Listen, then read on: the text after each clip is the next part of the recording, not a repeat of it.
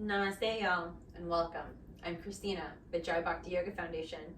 Before we get started, please remember to subscribe below so that you can continue to get all of the content and tutorials that we release daily. So let's begin.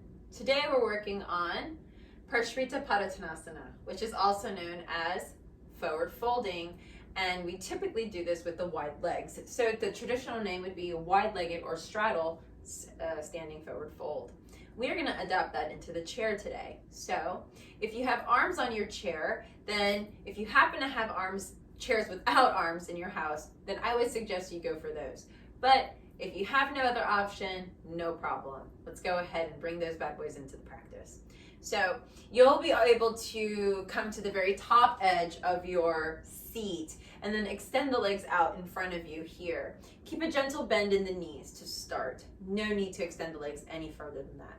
If you don't have any arms by your chair, then you'll stay more in the center edge of your chair and extend your legs out more to the side.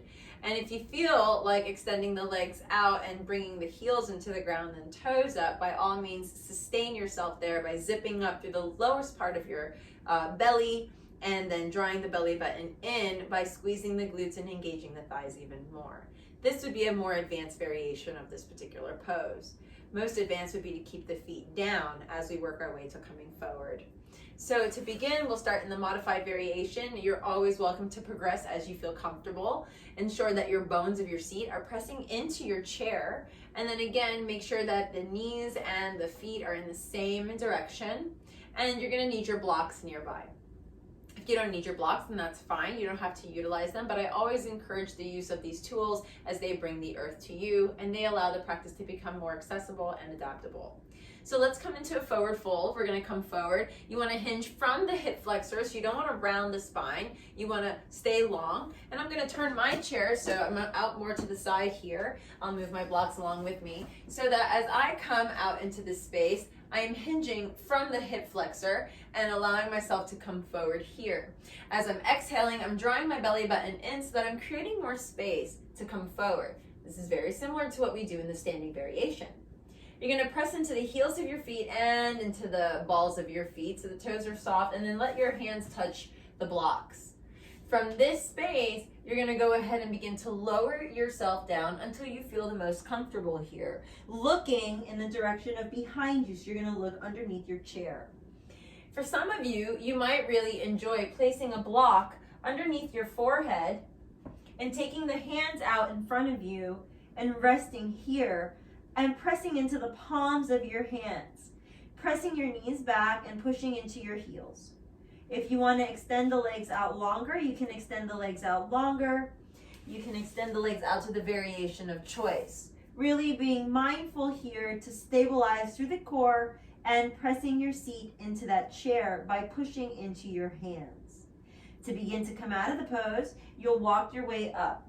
Please be very mindful that not everyone can come all the way down into a forward fold like that, as we might have vertigo or suffer from dementia or Parkinson's movement disorders. That might be quite strenuous for a lot of students. So for that type of a forward fold, encourage your students to rest their forearms on their thighs and rest their head forward, and here is a good space. They can go as far even as to rest their hands on their thigh muscles to come forward and fixate their gaze on something that doesn't move. If they happen to be near a table or a wall, encourage them hands to place them on the table or on the wall as to utilize it for stability as they're coming forward. Just because we're coming into a forward fold doesn't mean necessarily you have to come all the way down. The intention is to open up through the hip flexor area, open up through the quads, open up through the hamstrings and the IT band, and lengthen through the spine. It's a lot of energy and a lot of work, and it's very important to adapt it as such. The standing variation of this forward fold would be, again, you want to keep all four of your feet of your chair on the mat and extend the legs out nice and wide and bring the hips back. But bring the hips over the heels and work towards focusing the energy here.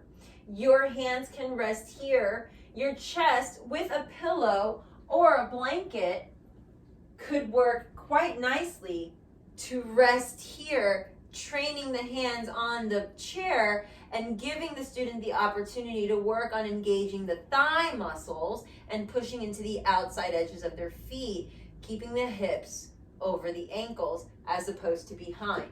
You want to keep it over and forward.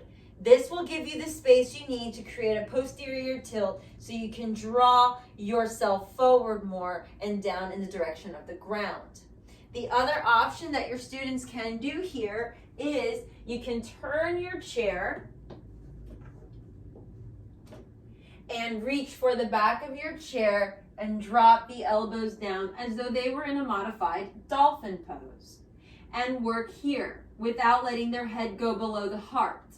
You can also let the hands rest on the chair here and couple of options too. If you want them to play with anything more, that's up to you. This is a really sweet ad for your students. Blocks underneath the hands on the chair is always welcome. The intention is to really access it or make it accessible for your student and for yourself. I hope this helps you with your yoga journey, and as always, please comment, question, all of the things so that we can learn and grow together in our yoga journey. Remember to subscribe below as we continue to develop more videos and tutorials for you as you daily receive them. Namaste.